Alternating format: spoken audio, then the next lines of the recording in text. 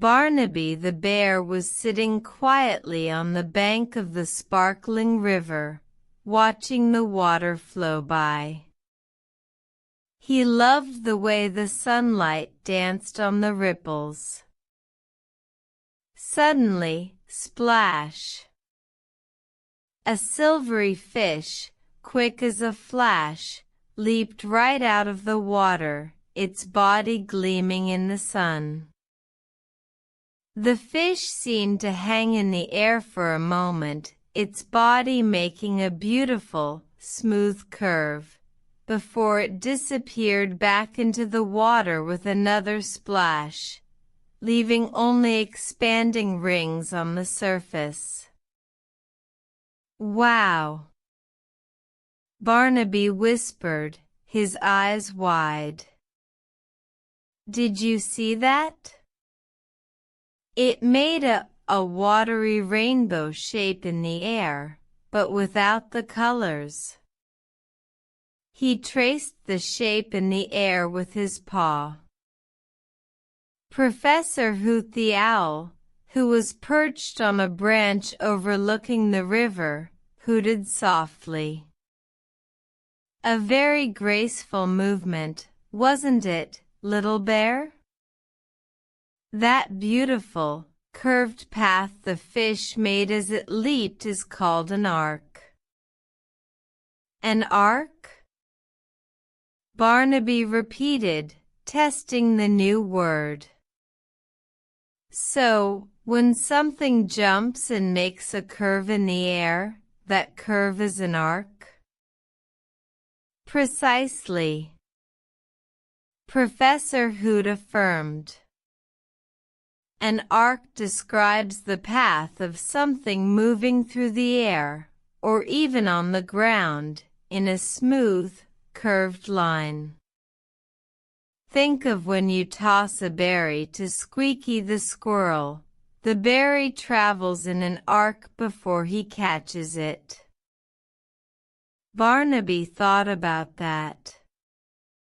He picked up a small, smooth pebble and tossed it gently towards the water. He watched carefully as it sailed through the air, making a gentle, curving arc before it plopped into the river.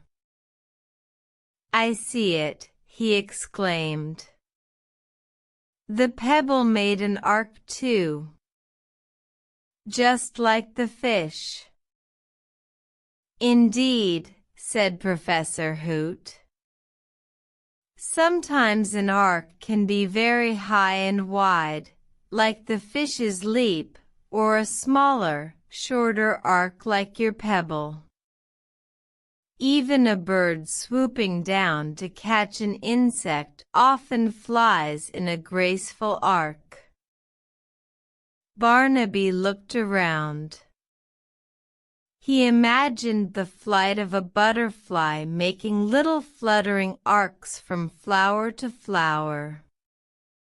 He thought about how a willow branch might droop in a long, gentle arc towards the water. "So, an arc is a special kind of moving curve?" Barnaby summarized.